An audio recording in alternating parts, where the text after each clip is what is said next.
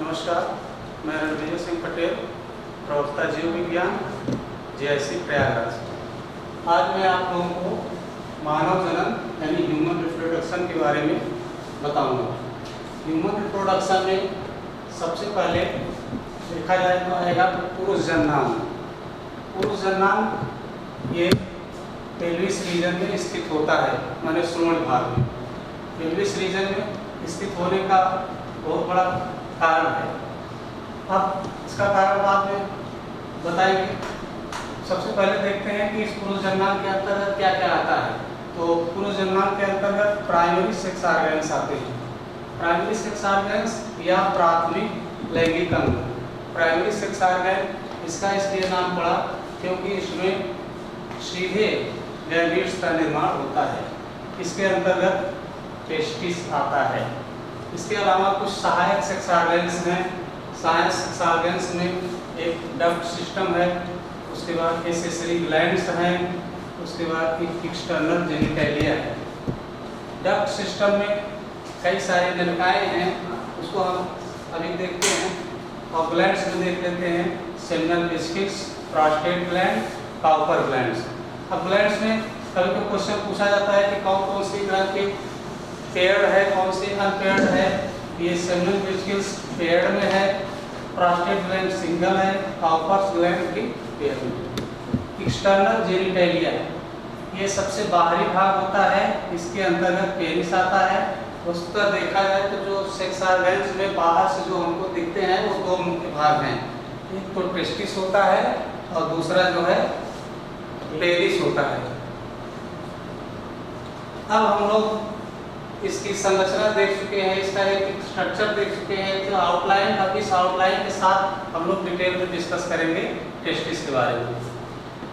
Testis ये जो होता है मनुष्य में नीचे लटकते हुए श्रोण में रीजन से नीचे लटकते हुए पाए जाते हैं, हैंगिंग स्टेज में।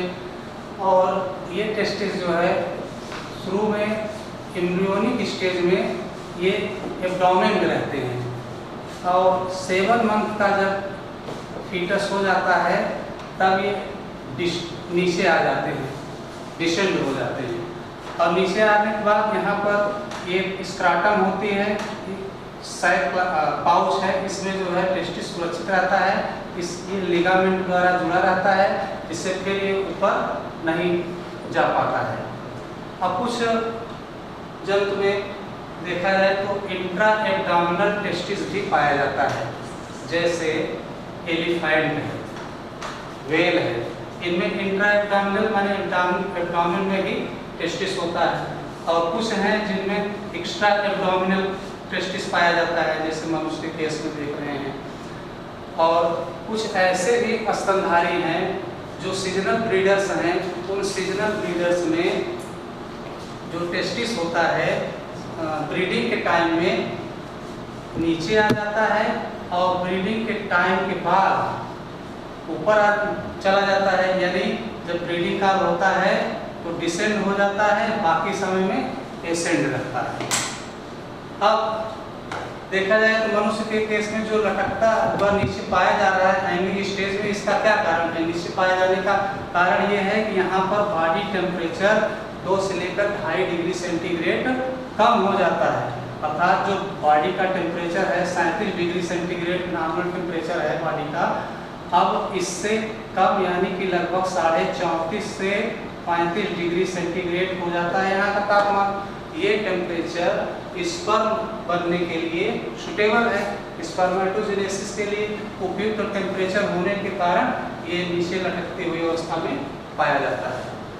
अब हम ये देखते हैं कि ये जो टेस्टिस है, टेस्टिस में क्या क्या है। टेस्टिस का पहले तो ये देख लें कि कैसा है। तो ये देखा जाए तो ये ओवल है। ओवल के बाद ये 4 से 5 सेंटीमीटर लंबा है और 2 से 3 सेंटीमीटर चौड़ा होता है। अब इस टेस्टिस में है क्या क्या, इसका इनलार्ज फिगर देखा जाए तो ये कुछ इस प्रकार से दिखता है। इस टेस्टिस में बहुत सारे टेस्टिकुलर लाब्यूल्स हैं। टेस्टिकुलर लाब्यूल्स ये दोनों टेस्टिस में अलग अलग है। एक टेस्टिस को लेकर के देख रहे हैं तो एक टेस्टिस में टेस्टिकुलर लाब्यूल्स करीब 250 की संख्या में हैं और एक टेस्टिकुलर लाब्यूल में सेमिनिफेरस ट्यूब्यूल्स हैं और ये सेमिनिफेरस ट्यूब्यूल एक टेस्टिकुलर लाब्यूल में 1 से लेकर के 3 की संख्या में है, माने अधिकतम 3 तक के हो सकते हैं। इस प्रकार से देखा जाए तो अगर मान लीजिए 250 टेस्टिकुलर लाब्यूल्स हैं और अधिकतम 300 सेमिनिफेरस ट्यूब्यूल हैं, तो इस प्रकार से एक टेस्टिस में लगभग 750 यानी 250 गुणे 3 750 सेमिनिफेरस ट्यूब्यूल्स पाए जाते हैं। अब सेमिनिफेरस ट्यूब्यूल्स का देखा जाए अगर हम सेक्शन काटें ऐसे टीएस देखा जाए तो ये बहुत महत्वपूर्ण होता है। ये प्रैक्टिकल की परीक्षा में भी पूछा जाता है कि टीएस ऑफ टेस्टिस, तो टीएस ऑफ टेस्टिस में सेमिनिफेरस ट्यूब्यूल का ही टीएस दिखता है। तो इसमें देखा जाए तो ये 3 सेमिनिफेरस ट्यूब्यूल्स दिखाए गए हैं। अब इस सेमिनिफेरस ट्यूब्यूल में मुख्यतः है क्या, देखा जाए क्या इसका क्या फंक्शन है। सबसे महत्वपूर्ण तो यही है, इसी में जो है स्पर्म का फॉर्मेशन होता है और इस पूरे चैप्टर का इस पूर्वजन्मान का पढ़ने का मकसद है केवल कि स्पर्म का निर्माण कराना। तो स्पर्म यहाँ पर बनेगा, देखेंगे तो इसकी जो आउटर लेयर होती है वो जर्म सेल होती है। ये जर्म सेल एसोसिएटेड होती है 2 प्रकार के सेल से, एक सार्कोली सेल है और एक जो है स्पर्मेटोगोनियम है। अब ये सार्कोली सेल और स्पर्मेटोगोनियम, इस पे हम और इलाज करते हैं तो ये इधर आते हैं। उससे पहले देख लेते हैं कि ये सेमिनिफेरस ट्यूब्यूल के बीच में कनेक्टिव टिश्यू के साथ एक स्पेशल प्रकार की कोशिका होती है जिसको लेडिक सेल कहते हैं। इसको लेडी नाम के वैज्ञानिक ने इसको खोजा था, इसलिए इसका नाम लेडी पड़ा। इसको इंटरस्टिशियल सेल भी कहते हैं, अंतराली कोशिका। अब इस लेडिक सेल से एक बहुत ही महत्वपूर्ण हार्मोन स्रावित होता है जिसका नाम है टेस्टोस्टेरोन। यह एक प्रकार का एंड्रोजन हार्मोन है। टेस्टोस्टेरोन हार्मोन पुरुष में द्वितीयक लैंगिक लक्षणों का निर्धारण करता है। द्वितीयक लैंगिक लक्षण क्या है? जब किशोरावस्था आती है तो बच्चों में दाढ़ी मूंछ का आना, मांसपेशियों का बलिष्ठ होना, आवाज का भारी होना, शरीर पर हेयर्स का अतिरिक्त मात्रा में आ जाना, जन्मांगों में हेयर्स का उग जाना, ये टेस्टोस्टेरोन के कार्य हैं। अब हम देखते हैं ये सार्टोली सेल है, जो इसका क्या काम है। सार्टोली सेल ये न्यूट्रिटिव सेल है जो यहाँ पर स्पर्म बनता है उसको एक पोषण प्रोवाइड करती है। अब इस यहाँ पर सार्टोली सेल को इलाज करके देखा गया है। ये सार्टोली सेल है, सार्टोली सेल के पास में जर्म सेल है, जर्म सेल से बने स्पर्मेटोगोनियम। अब ये स्पर्मेटोगोनियम जो है डिप्लॉयड है। इसे ये स्पर्मेटोगोनियम पहले माइटोसिस होगी, बहुत बड़ी संख्या बनेगी। अब इसी प्रोसेस को हम लोग इधर देख रहे हैं, स्पर्मेटोजेनेसिस। स्पर्मेटोजेनेसिस स्पर्मेटोजेनेसिस एक प्रकार की गैमेटोजेनेसिस की प्रक्रिया है। गैमेटोजेनेसिस मीन्स गैमीट का फॉर्मेशन। अब यहाँ पर स्पर्म का फॉर्मेशन हो रहा है और स्पर्म भी एक प्रकार का गैमीट है और ये स्पर्म हैप्लॉयड या अगुणित होते हैं। अगुणित कैसे होंगे? ये मियासिस प्रक्रिया द्वारा बनते हैं। अब ये कैसे बनते हैं उसको देखा जाएगा। यहाँ पर बहुत सारे जर्म सेल्स हैं। जर्म सेल में यहाँ पर स्पर्म मदर सेल है। ये स्पर्म मदर सेल विकसित होकर के यहाँ पर ग्रोथ होगी, ग्रोथ होकर के बहुत सारे स्पर्मेटोगोनियम बनाएंगे पहले माइटोसिस प्रक्रिया द्वारा। अब ये स्पर्मेटोगोनियम डेवलप करेंगे, ग्रोथ करेंगे, बड़ा साइज होगा, ज़्यादा साइटोप्लाज्म इकट्ठा होगा तो हो जाएगा प्राइमरी स्पर्मेटोसाइट, इसका नाम हो जाएगा। प्राइमरी स्पर्मेटोसाइट भी डिप्लॉयड है। अब प्राइमरी स्पर्मेटोसाइट में होती है मियासिस फर्स्ट या कहें reductional division first. Reductional division होने के बाद ये जो है प्राइमरी स्पर्मेटोसाइट एक की संख्या ले रहे हैं तो ये दो सेकेंडरी स्पर्मेटोसाइट में बन जाती है। अब यहाँ दो सेकेंडरी स्पर्मेटोसाइट जो बन रहे हैं, यहाँ पर चूंकि रिडक्शन डिवीजन हुआ इसलिए क्रोमोसोम की संख्या यहाँ पर आधी हो जाएगी, हैप्लॉयड हो जाएगी। अभी तक डिप्लॉयड था, हैप्लॉयड हो जाएगी। अब इसके बाद रिडक्शनल डिवीजन सेकेंड होगा या कहें मियासिस सेकेंड। अब मियासिस सेकेंड होने पर क्या होगा कि सेकेंडरी स्पर्मेटोसाइट से स्पर्मेटिड्स बनेंगे, स्पर्मेटिड्स। अब ये स्पर्मेटिड्स 4 बनते हैं। अब ये स्पर्मेटिड्स विकसित होकर के बनाते हैं स्पर्मेटोजोआ। स्पर्मेटोजोआ को ही स्पर्म कहा जाता है। अब यहाँ पर देखेंगे स्पर्मेटिड से स्पर्मेटोजोआ बनने की जो प्रक्रिया है इसको कहेंगे स्पर्मिएशन, स्पर्मियोजेनेसिस। स्पर्मेटिड से स्पर्मेटोजोआ बनने की क्रिया को कहेंगे स्पर्मियोजेनेसिस। अब स्पर्मियोजेनेसिस हो गया, स्पर्मेटोजोआ हो गया। तो ये स्पर्मेटोजोआ शुरू में इससे सार्टोली सेल से ही चिपके रहते हैं, यहीं से पोषण लेते हैं। बहुत सारे स्पर्म पोषण लेते हैं, ये सार्टोली सेल से चिपके हुए हैं। बाद में ये स्पर्मेटोजोआ यानी स्पर्म रिलीज होकर के इस ल्यूमेन में आ जाते हैं। तो यही प्रक्रिया कहलाएगी स्पर्मिएशन। स्पर्मिएशन माने स्पर्म का ल्यूमेन में आ जाना सार्टोली सेल से कट करके। अब हम लोग देखते हैं कि अब स्पर्म बन गया। स्पर्म बनने के बाद ये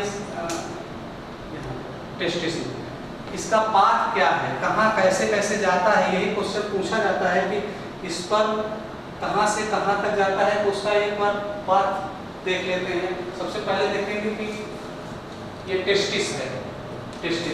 टेस्टिस में टेस्टिकुलर लाब्यूल्स हैं। प्रत्येक टेस्टिस में 250 टेस्टिकुलर लाब्यूल्स हैं।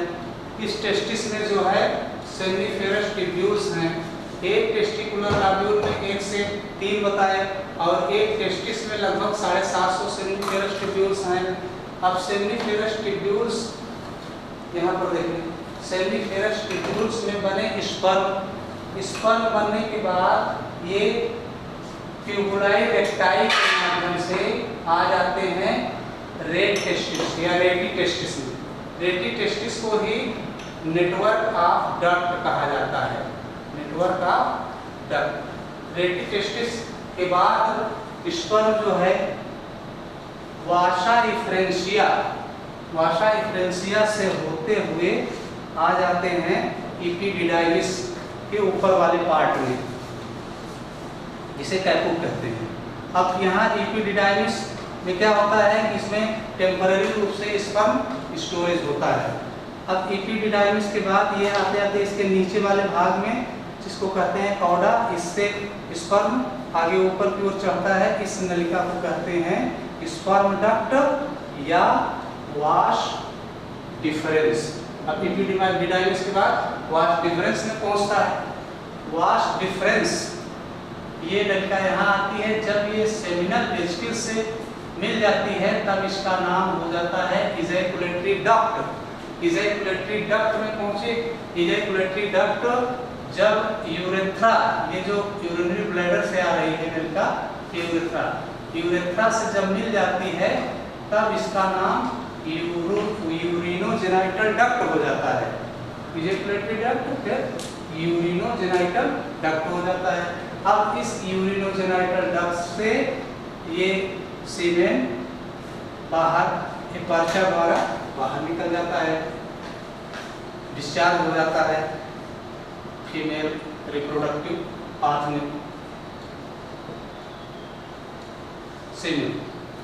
अब देखते हैं ये जो सीमेन बोल रहे हैं, ये सीमेन बना कैसे, कहाँ कहाँ से पार्ट आया।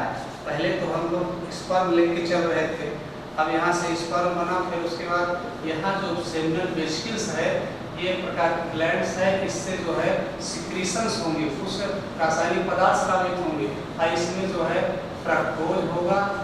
एनिमल में यही एक स्थान है जहाँ पर फ्रक्टोज का श्रावण होता है। फ्रक्टोज बनेगा, ये इसको स्पर्म को ऊर्जा देता है। फ्रक्टोज के साथ साथ कुछ केमिकल और है, इनोसिटॉल हैं, और ये जो है सेमिनल वेसिकल्स लगभग पूरे सीमेन का 60 से 70% भाग बनाता है। अब सेमिनल वेजिकल का स्राव हो गया इस सीमेन में कुछ, उसके बाद इधर आएंगे तो प्रोस्टेट ग्लैंड है। प्रोस्टेट ग्लैंड का भी कुछ पार्ट होता है। Prostate gland alkaline in nature में होता है। इसका स्राव एल्कलाइन होने का कारण ये है कि ये जो मार्ग है ये एसिडिक है, यूरिन पास होती है, तो ऐसी कंडीशन में ये जो स्पर्म आ रहा है यहाँ जीवित नहीं रह पाएगा। जीवित नहीं रह पाएगा तो इसके लिए प्रोस्टेट ग्लैंड से श्रावण एल्कलाइन पदार्थ होता है, जिससे जो है ये मार्ग यूटिलाइज हो जाता है और ये पूरे सीमेन का लगभग 20 से 30% भाग बनाता है। 20 से 30% भाग इसमें कैल्शियम आयन भी होते हैं। अब तीसरी जो ग्लैंड है ये पेड़ में है, काउपर ग्लैंड कहते हैं। अब ये जो अभी प्रोस्टेट ग्लैंड बनाया कि ये सिंगल है, पेड़ में नहीं है। अभी खास बात और कि प्रोस्टेट ग्लैंड जब बुजुर्ग हो जाते हैं, हाई एज पर्सन में, ये थोड़ा इनलार्ज हो जाती है। इनलार्ज हो जाती है, बड़ी हो जाती है, तो ये यूरेथ्रा के मार्ग में बाधा डालती है, तब उनमें जो है प्रॉब्लम होने लगती है, प्रोस्टेट ग्लैंड की प्रॉब्लम हो जाती है। तो यहाँ से इसको ऑपरेशन करके काट के निकालते हैं। ऐसी स्थिति में वो बार बार पेशाब जाने की समस्या हो जाती है। अब काउपर ग्लैंड्स जो है ये इसका भी जो स्राव होता है वो एल्कलाइन इन नेचर होता है।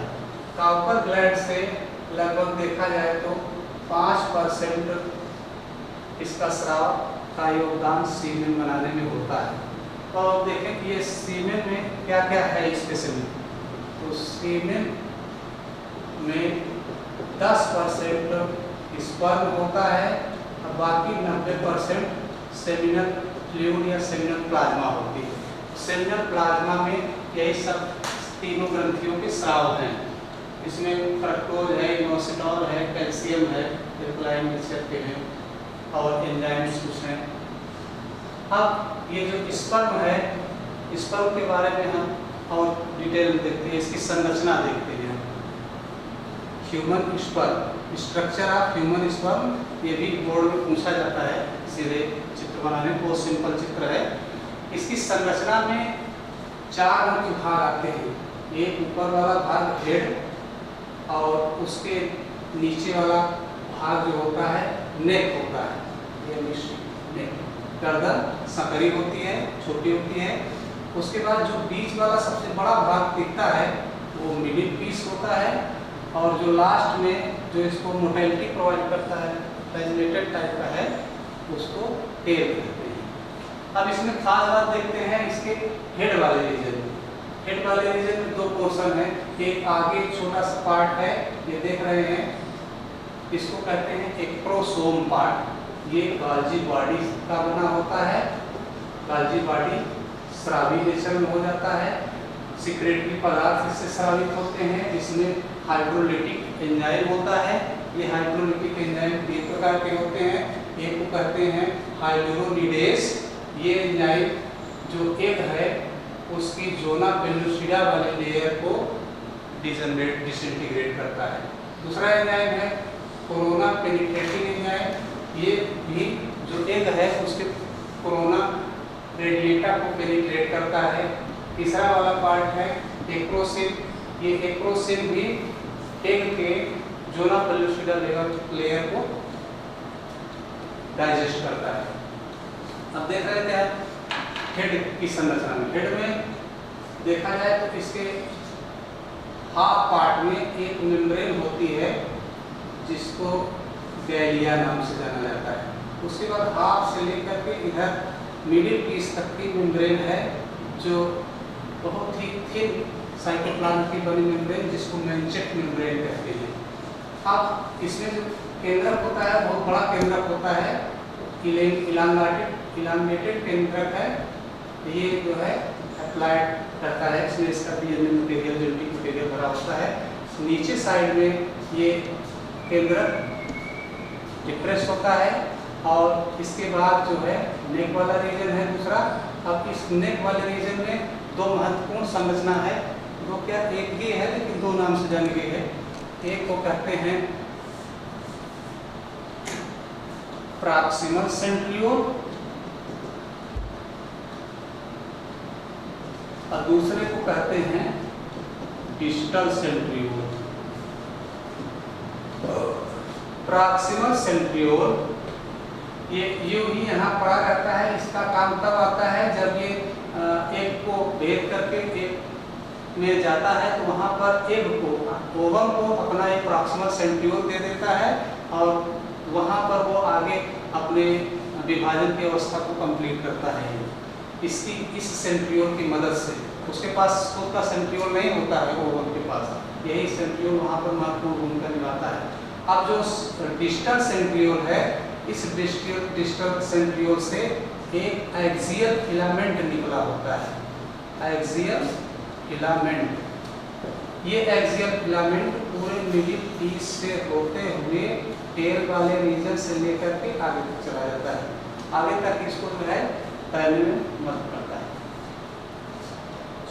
मोटाइलिटी। अब जो तीसरा पार्ट है स्पर्म का, उसको कहते हैं मिडिल पीस। मिडिल पीस भी बहुत महत्वपूर्ण है। इस मिडिल पीस में स्पाइरल माइटोकॉन्ड्रिया पाए जाते हैं। स्पाइरल माइटोकॉन्ड्रिया, इस प्रकार की संरचना बड़ी यूनिक है और इस स्पाइरल माइटोकॉन्ड्रिया की संख्या लगभग 25 तक होती है और इस स्पाइरल माइटोकॉन्ड्रिया को नेबेलकर स्पीथ बोलते हैं। कि इस माइटोकॉन्ड्रिया के होने से इस शुक्राणु को यानी स्पर्म को गति के लिए यानी तेज चलने के लिए या मूव करने के लिए ऊर्जा मिलती है, यानी स्पर्म की मोटिलिटी इस ऊर्जा द्वारा बनी रहती है। अब जो चौथा पार्ट है वो है टेल। टेल रीजन, इसमें एक्सियल फिलामेंट होता है। ये स्पर्म को मूव करके आगे बढ़ाने में मदद करता है। कुछ ऐसे भी जंतु हैं जिसमें टेल नहीं पाई जाती है, यानी टेल लेस स्पर्म। उसका एक एग्जाम्पल है एस्केरिस। अब हम लोग बच्चों अपने आगे इसके आगे जो है मादा जनन अंग के बारे में अध्ययन करेंगे, फीमेल रिप्रोडक्टिव पार्ट।